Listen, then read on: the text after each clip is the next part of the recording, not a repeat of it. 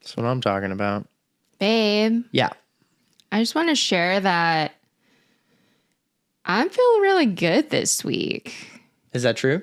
Yeah. You saying that for the show? No, my energy is back up. We've been doing this awesome competition. The first one that's like going well. It's Yeah, our fourth one. It's Did our you know fourth that? one. I've always started the competition. And then the day before I would say, let's do the competition would be like, I'm crushing it, like closing my rings. And then And we're it'll talking just go about the downhill. Apple Watch thing. Like they may not know. Right. It's a competition on It's our such Apple Watch. We're such elitist in the walled garden of Apple. We just assume everyone lives our life. We do the thing where here, is there the big one? I don't think I have the big face on. But basically, right, anyone who's not familiar with it, you close these colored rings that it's not going to show up. I'll put a graphic or something. You close then you won't. You close look it up. You're an adult. You can look it up. All right. Kids don't watch this show. Adults watch this show. We say fuck too much. You're an adult. Google it. Apple Watch. Close the rings. Anyway, so there's 3 rings, and in the competition, each ring is something different. It's like how much you stand up, how much you exercise, and how much you fucking move around. Yeah. And each one of those percentage points of closing the ring is a point. Right. So Right. the competition is like, how much are you closing your rings versus the other person? And it is kind of, I've been thinking about this since we've been doing it. The first 3 didn't really happen because there were some where both of us didn't really end up working out over the competition. There were ones where I did and you didn't. Either way, now that it's actually, we've kind of been competitive, I've noticed the points should not be even for the standing. It holds way too much weight. What matters is the calories. Right. And that's the hardest thing to do. And we have different calorie goals. And so, you burning 20 calories gets you more percentage points than it does for me. Right. And that's fine. That makes sense to me. You scale that based on what you're trying to accomplish. But the stand thing, which you can scale a little bit, it makes it to where the points in the competition, you only can stand up like 15 times a day on this thing. So there's only 15 notches to get, really. Yeah. Each one is worth a shitload of points. Yeah. And for me, I have class during the week and I like get alerts, but I'm in class and I'd either have to just awkwardly stand, while everyone else is sitting.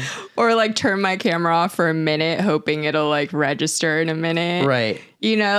So like that kind of sucks. Yeah. No, the stand thing, I think they should take the standing, still close your stand ring. Take the stand out of the competition. It should be a competition of exercise and calories. That's all that should matter. Yeah. A story came to mind. Mm-hmm. I was talking to someone who didn't know what rings, like closing your rings was. Yeah. And I was like, I'm doing so well closing my rings. And the person was like, is that a euphemism for something? Like, I had no idea what I was talking about. What could that mean? I don't know, babe, but I was just like so thrown off and like a Nuva ring? That's when it hit me when I was like, oh, this person doesn't know what the fuck you're talking about. Yeah. Which, happens in my life. Well, and a lot of people have iPhones, so a lot of people get Apple shit, but not everybody has the watch. Like, that's still a small market of people that are really doing that. And then you got to people who have the watch who know about a competition with the rings and shit. A lot of people don't even fuck with that part of it. I didn't know what it was until recently. Sure. So. Absolutely. Yeah, but, since we got sick and like it took a while to get like my energy back up and the recovery period from COVID is real shit. And I didn't realize that. It's super real. It took us, and we also got sick like kind of again. So basically we were down for like the month of May, almost completely. After the wedding. And then after the month of May, it was like the month of June. We were just dead. We felt tired. Yeah. And it was like really hard to get. And we were really hungry, like calorie hungry that month because we lost so much weight the previous month from getting sick so much. Yeah, so June was very sedentary. We were very chilling the fuck out. But not in our like work lives. No, we had plenty of work to do. We just weren't getting physical. Yeah, but July is off to a great start. Yeah. Last week of June, we've been doing really good. Yeah, I told you this morning, like early morning candy's back. Right. I used to wake up at 6:30, latest 7.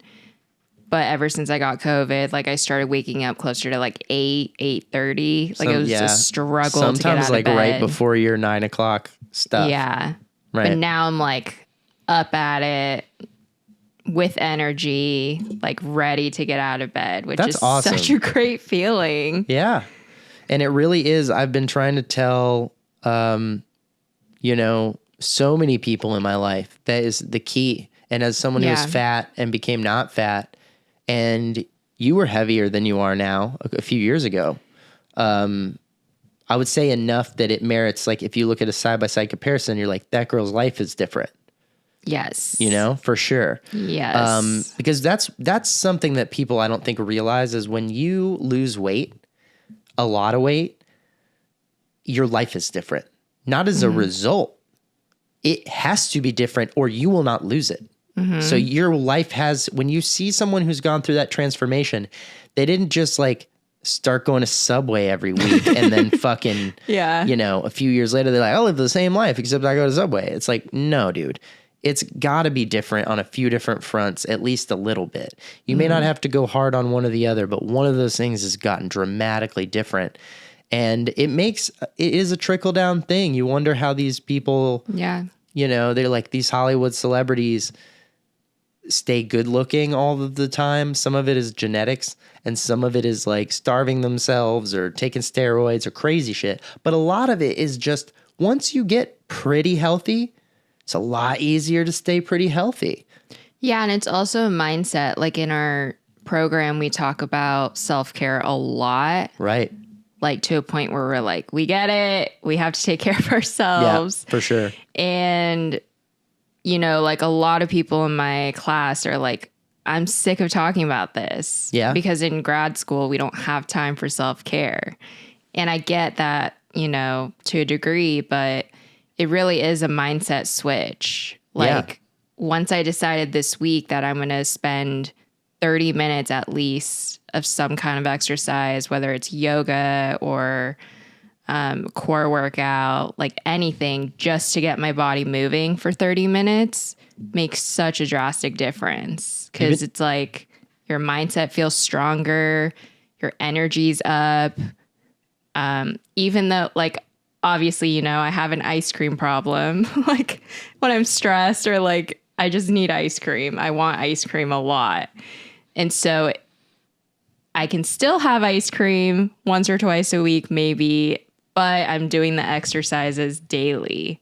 And so I don't feel as like sluggish or like, I'm a piece of shit for like eating ice cream and not doing anything. I think that's also what a lot of people don't realize.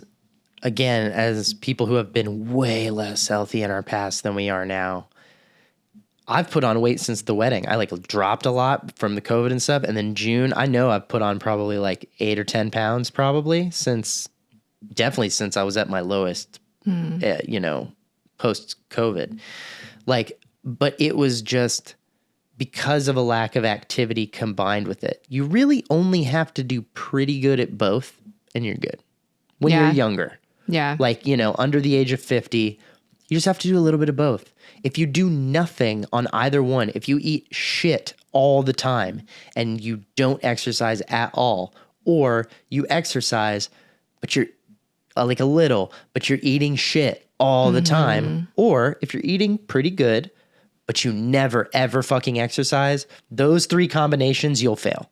Yeah. But if you eat pretty good, but have your soda when you go to the movies, have your fucking ice cream a couple times a week, within reason, do some not some great stuff, but mostly you're pretty good.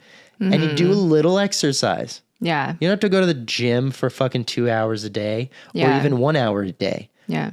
Go for a fucking 30, 45-minute walk every day. Start there. If that, I don't know why we're like fitness gurus now, but I'm telling you. No, it's seriously walking. I have played does this so game. much for you. I have played this fucking game my Yeah. whole life. Yeah. And a lot of people who I talk to, it blows their mind when they were like, you were fat? No way. And that means different things to different people. I was never like Sure. 300 pounds, but my frame is not big. I'm like a skinny guy underneath everything. And when I was fat, you could tell that. I wasn't built like Tom Segura writes about it in his book quite a bit. He struggled with his weight across his life, but he's built big. You see pictures of his dad. He's built big. They're both like, he was a linebacker and shit and played football. I was a tight end. I was like the little guy who ran fast. Like that's the class of dude I was built as. And yet I spent a lot of my life overweight. Mm-hmm. And that was fully a result of habit and stuff like that. And I'm telling you, if you're trying to change that shit, if you're trying to improve, start with the walk. Yeah. Walk every day. I agree. Set a fucking reminder. Yeah. And also, like, it's tricky, right? Because when you're not feeling so great, like mentally or, just overall, and then you're like, oh, my comfort thing is dessert or junk food. But those things hand in hand result into you feeling worse. And that's everything for the most part that people like when they're sad, right? It's right. food or it's alcohol. Right. When I was depressed and anxious, like I remember just being like, I just want to eat chocolate and ice cream and like all these things. And like my doctor and, therapist, they're kind of like, if you exercise, then if you have a dessert, it's not so bad. Right. But you got to do the exercise. And I'm like, but I'm too sad to do the exercise. Right. I just want to eat my comfort food. It's kind of like if you think about like your living room floor, right? If you clean your living room floor every day, like if you vacuum every day and sweep every day, spot mop something, if it's whatever, if you check it and pay attention to it every day, which none of us do. None of us are worrying about the floor in the living room every day. But if you were, you could occasionally spill shit and not even worry about it. Mm-hmm. As long as it wasn't going to stain right away, drop some crumbs, whatever. I'll get it tomorrow when I clean shit because I clean shit every day. Yeah. But you can't do both. You can't drop shit on the ground and also not clean the floor because that's how you end up with the dirty floor. Right. And the bare minimum is just check it a little every day and you can do whatever you want. And it's kind of the same way with fitness and food. It's like when you're under 50, before you start, hopefully, different people have different problems. I know young people who have health problems that keeps them from being able to do normal shit. But like, if you got a pretty normal situation, all you really got to do is the bare minimum on both. Just don't be a total fat piece of shit in both categories. Yeah.